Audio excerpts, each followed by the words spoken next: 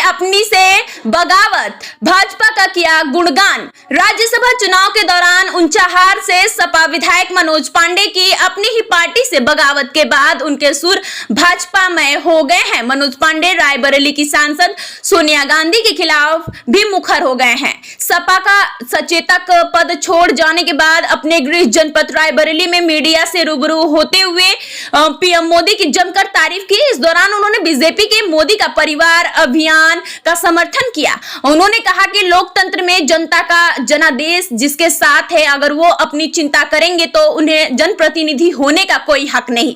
चाहे पीएम हो या सीएम हो, उनकी जनता ही उनका परिवार है। आज वो पूरे देश को 2 जून की रोटी दे रहे हैं, वहीं किसानों को सम्मान निधि दे रहे हैं। अगर वो कह रहे हैं कि मेरा देश परिवार है तो यह गर्व की बात है। रायबरेली और कांग्रेस का गढ़ कहा जाने पर उन्होंने कहा किस चीज का गढ़ है। रायबरेली में 3 विधानसभा में कांग्रेस की जमानत जब्त हो गई। मनोज पांडे ने कहा कि कांग्रेस का कोई अस्तित्व नहीं है जिले में। इस दौरान मनोज पांडे से उनको रायबरेली से भाजपा का टिकट मिलने की चर्चाओं के बारे में पूछा गया तो उन्होंने कोई जवाब नहीं दिया। स्टार न्यूज़ प्लस के लिए उत्तर प्रदेश की रायबरेली से अंतिम सिंह की रिपोर्ट। नहीं है कि व्यक्ति केवल अपने परिवार के लिए जिए, परिवार के लिए मरे। यहाँ आदिकाल से ये परंपरा रही है, चाहे ऋषि रहे हों, चाहे मुनि रहे हों। और जब राजतंत्र में राजा हुआ करते थे तो राजा की जो प्रजा होती थी वो उनका परिवार माना जाता था।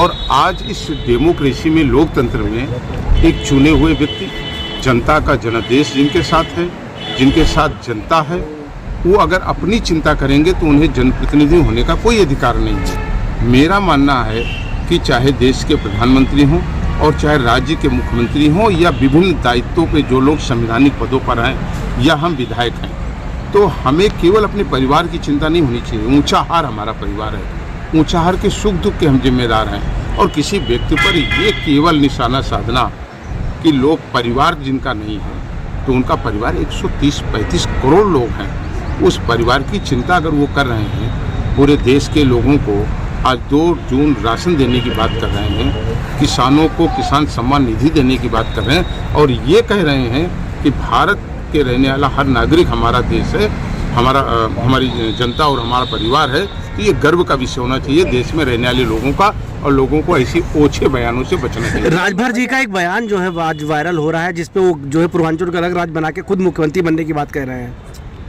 देखिए, ये तो राजभर जी ही आपको बता पाएंगे कि उन्होंने ये बयान क्यों दिया और इस बयान के पीछे उनका क्या मकसद है। इस पर मैं कोई टिप्पणी नहीं करना। रायबरेली का लोकसभा चुनाव में क्या रणनीति रहेगी, क्या लग रहा है, क्या रहेगा रायबरेली का?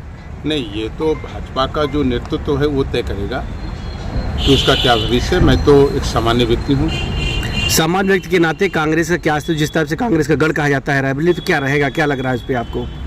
प्रत्याशी भी गढ़ किस चीज़ की गढ़ की बात करते हैं आप? रायबरेली में 3 विधानसभाओं में जिनकी जमानत जब्त हुई हो, जिनका कोई अस्तित्व तो नहीं है जनपद में, जिन्होंने रिश्ता ही केवल ये रखा हो कि केवल चुनाव लड़ना है और 5 साल तक, आपको शायद ध्यान नहीं है, किसान टकटकी लगा करके देख रहा था कि हमारा सांसद कब आएगा। बेरोजगार नौजवान ये देख रहा था कि कब हमारी मदद में कांग्रेस के लोग खड़े होंगे और कब हमारी मेंबर ऑफ पार्लियामेंट खड़ी होंगी। इसे इन्हीं गांव में रहने वाले लोग टकटकी लगा करके देख रहे थे कि हमारी सड़क आखिर सांसद निधि से कब बनेगी। वो माँ, वो पिता जिसका जवान बेटा फांसी लगा करके मर गया, कोई टकटकी लगा कर देख रहा था कि जो हमारे जनपद का गार्जियन है, जिसको हमने मेंबर ऑफ पार्लियामेंट बनाया, वो कब हमारे दुख में शामिल होगा। और अगर शायद इन सुख और दुख में लोग शामिल नहीं हो सकते हैं, उन्हें जनता से वोट मांगने का और लेने का अधिकार नैतिक रूप से कतई नहीं रहता। तो लग रहा आपको प्रियंका गांधी के ग्लैमर नहीं काम करेगा? नहीं, कोई ग्लैमर नहीं है।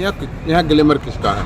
किसका ग्लैमर? यहाँ जनता का ग्लैमर है, रायबरेली की जनता का ग्लैमर है और वही चलेगा। चर्चा चल रही लोकसभा का चुनाव रायबरेली से, आप पर बीजेपी दांव लगा सकती है?